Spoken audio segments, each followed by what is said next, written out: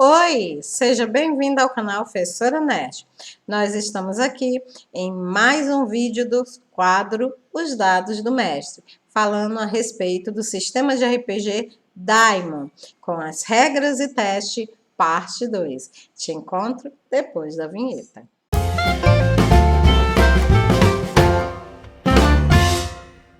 Então, você não assistiu Regras e Testes, parte 1?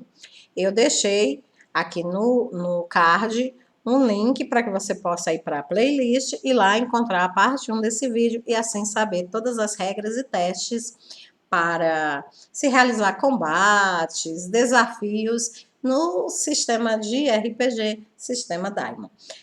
No nosso último vídeo nós falamos a respeito de testes de atributo, teste de força, né, que é um tipo de teste de atributo especial.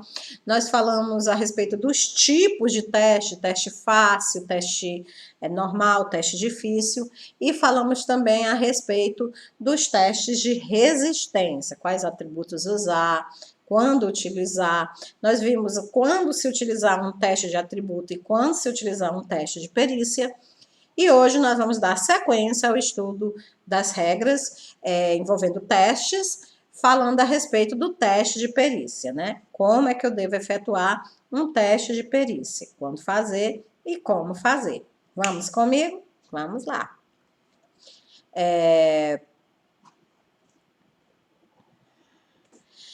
A vantagem do teste de perícia em relação aos outros testes é que não precisa fazer conta, tá? Não precisa diminuir atributo, multiplicar por 5, somar com 50. Não precisa de nada disso.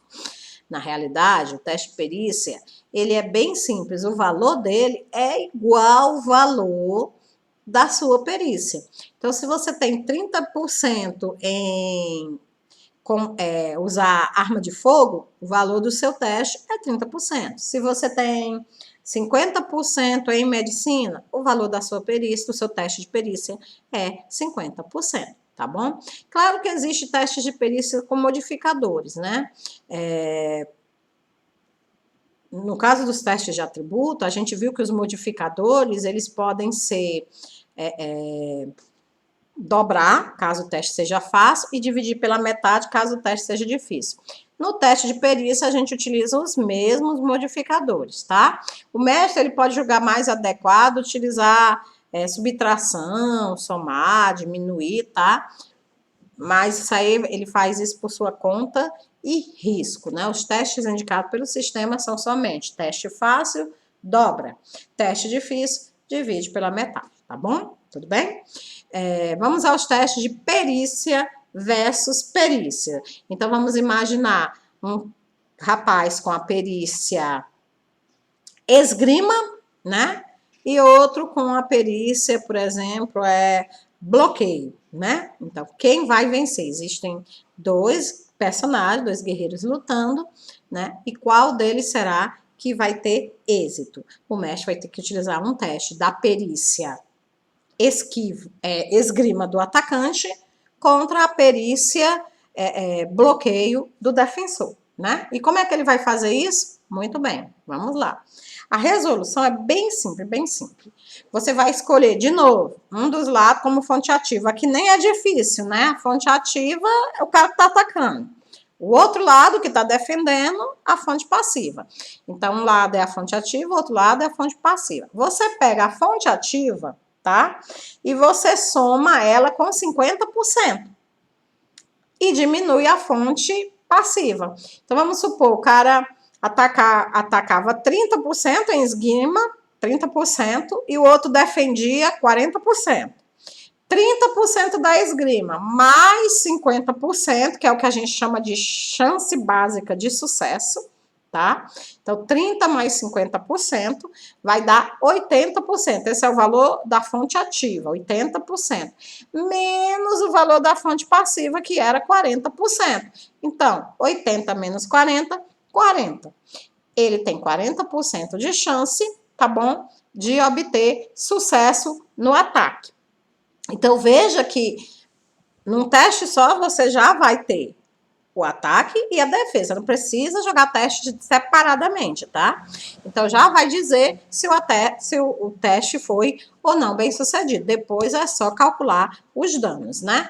Uma coisa que você tem que ter em mente, por exemplo, é que se o resultado for maior que 100% ou menor que 0%, então a gente tem um sucesso automático, tá bom? Então, se for maior que 100, né? O menor que 0, por exemplo, vamos supor, maior que 100, somei, né, o ataque do cara com os 50%, deu 200. E a fonte passiva de defesa era 90. Então, 200 menos 90, a chance é de 110, precisa nem jogar dado, já é sucesso automático. Sucesso automático. Ou então, o ataque da fonte passiva deu 80 e a defesa do cara era 80. Quando eu diminuí 80 menos 80, deu 0. Nem precisa jogar dado. A fonte ativa passa, né? Já é sucesso automático, tá? Então, essas regrinhas de sucesso automático, para evitar você ficar fazendo cálculos e cálculos desnecessários, narrador. Preste bastante atenção nisso aí que vai facilitar muito a sua vida. Então, esse é o procedimento perícia versus perícia. Perícia da fonte ativa mais 50% menos a perícia da fonte passiva.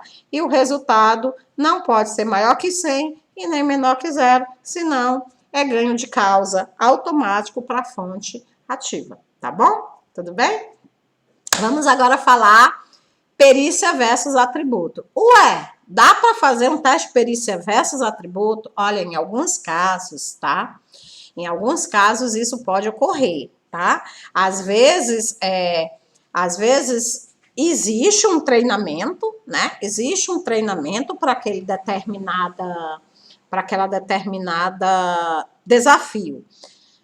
Um fez o treinamento, um deles é treinado, o outro não é treinado. Mas é um tipo de desafio que até mesmo quem não é treinado consegue fazer. Vamos ver, por exemplo, um exemplo aqui, por exemplo, corrida, né?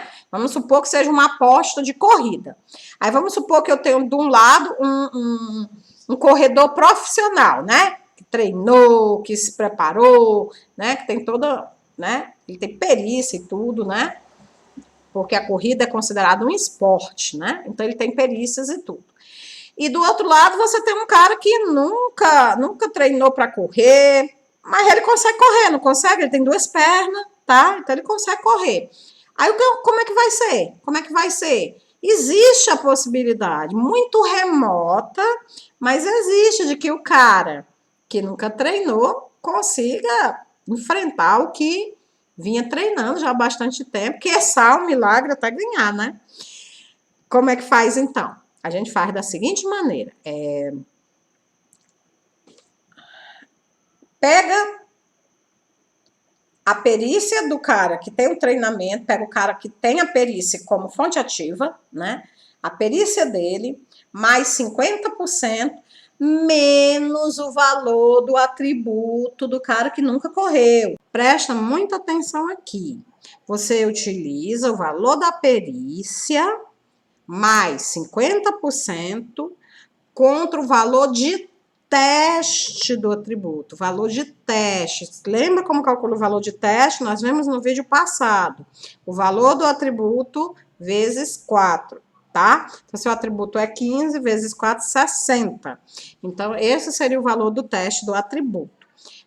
Algumas pessoas, né, reclamam um pouquinho dessa regra, porque dizem que ela, tipo assim, como desfavorece, né, o uso de perícias. Afinal de contas, para que você iria gastar pontos com perícia se você pode, num determinado teste, usar o seu atributo e, às vezes, até o cálculo do seu atributo pode ser maior e sair melhor do que a perícia que você tem, né? Então, algumas pessoas alegam isso, diz que isso desequilibra, né, o sistema e tudo.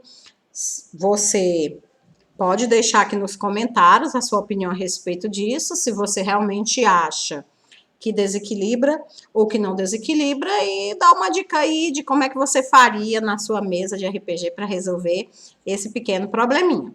Outras pessoas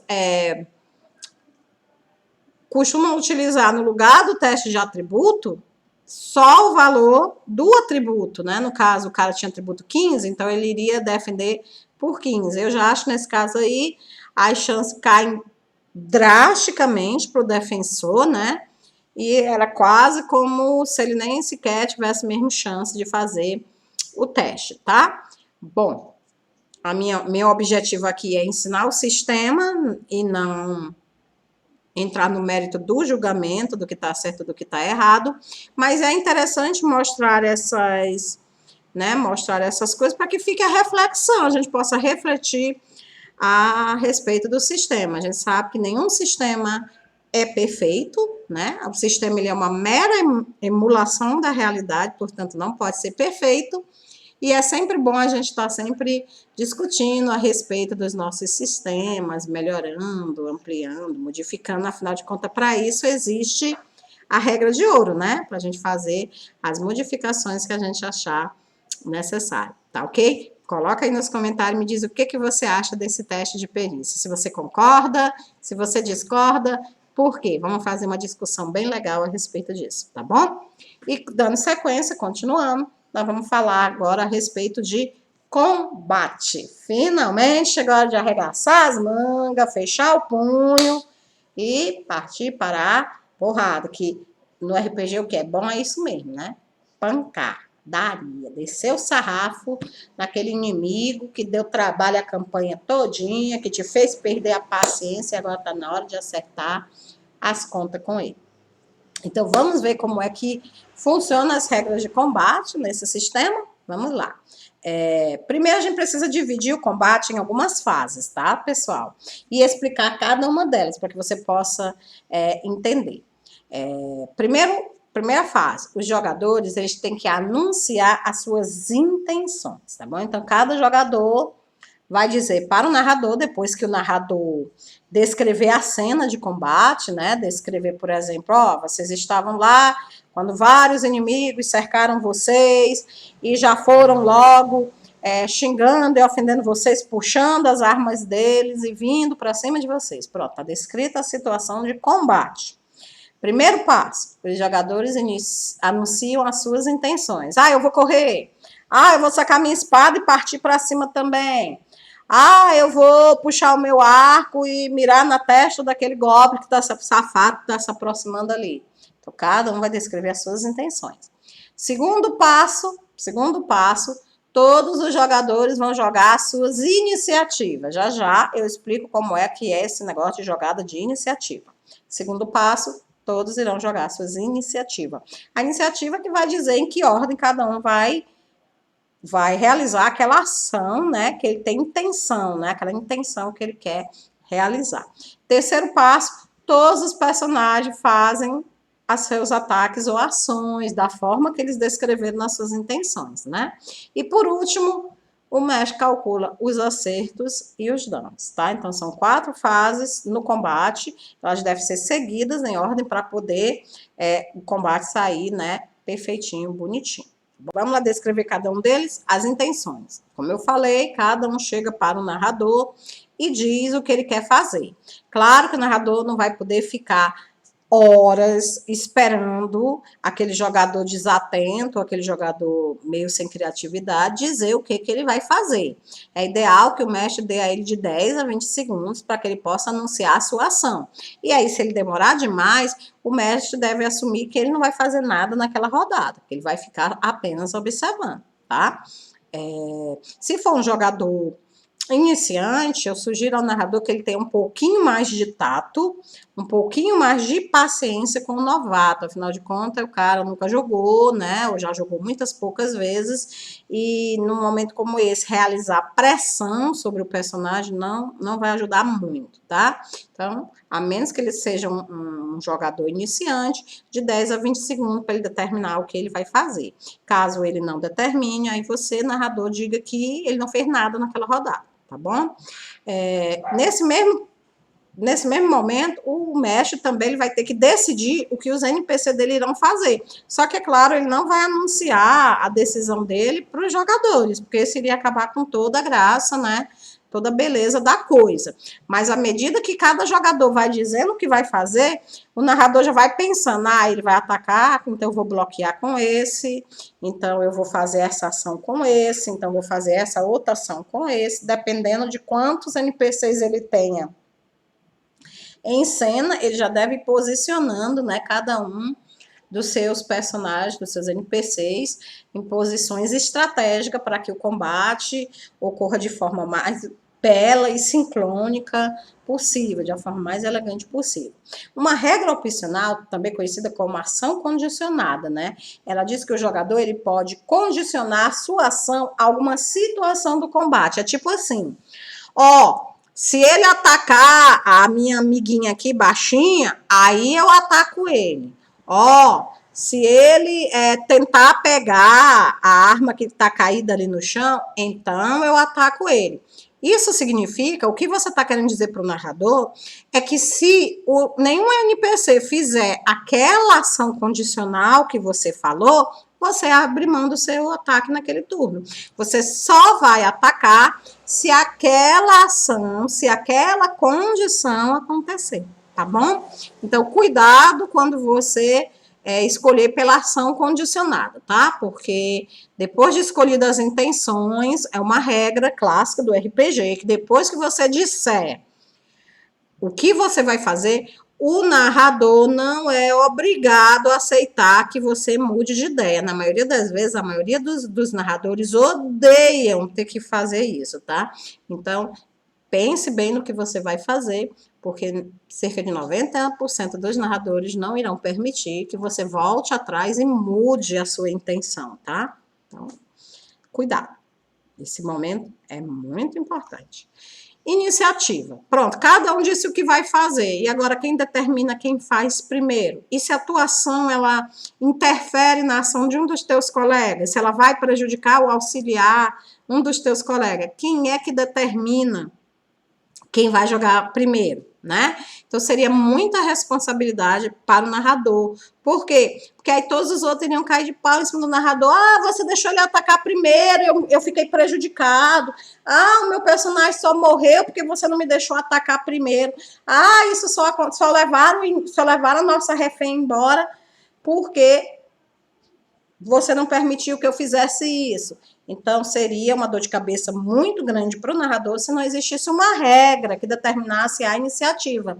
E é claro que, como em todo sistema decente de RPG, essa regra existe. E como é que eu calculo a minha iniciativa em Daimon? Muito bem. Eu jogo um D10, um lado de 10 lados, e somo com a minha agilidade. Então, eu tenho uma agilidade 12, aí eu jogo um D10, tiro 7. 12 mais 7, 19.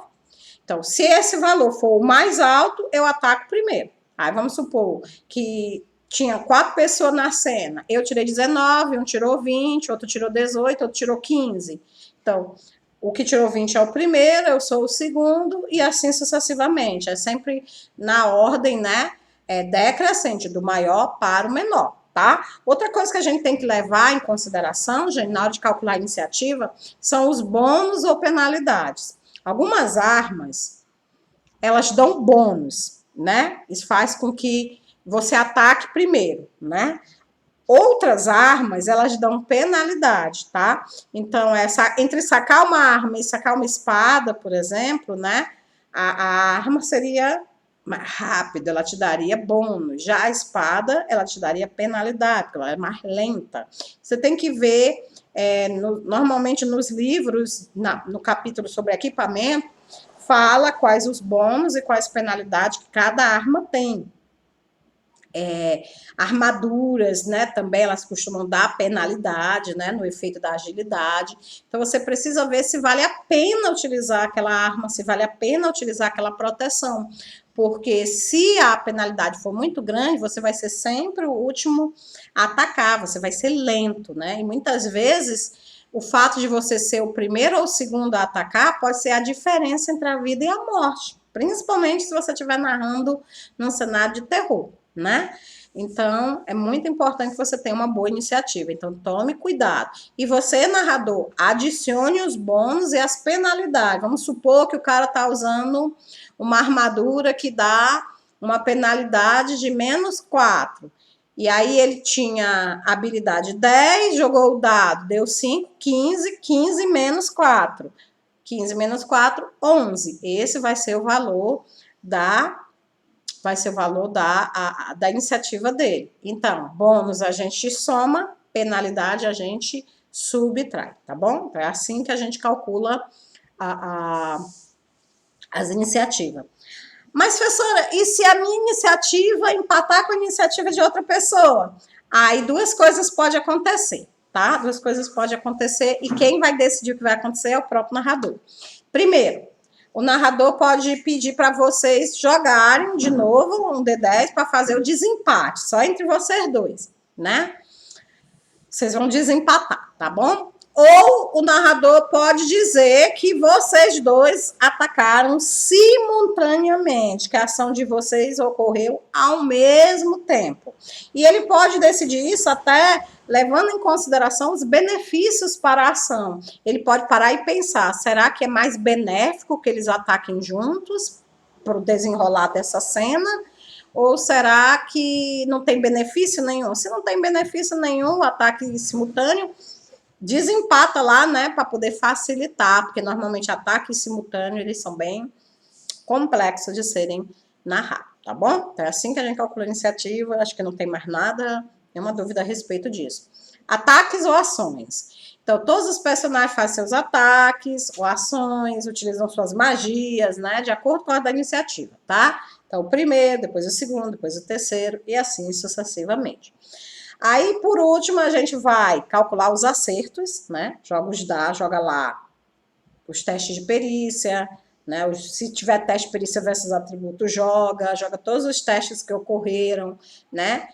E, por último, calcula os danos. Já nós vamos falar como é que é feito o cálculo dos danos, né? Mas a sequência é essa, tá? A sequência do combate é essa. A última parte são os testes, né? Então, no finalzinho, você calcula os testes e vê lá se alguém morreu, se não morreu, se alguém tá ferido. E aí, você reinicia tudo de novo, tá? Menos com a parte das iniciativas. Por quê? Porque você não precisa, cada cena, tá tirando uma nova iniciativa. Você pode conservar aquelas iniciativas.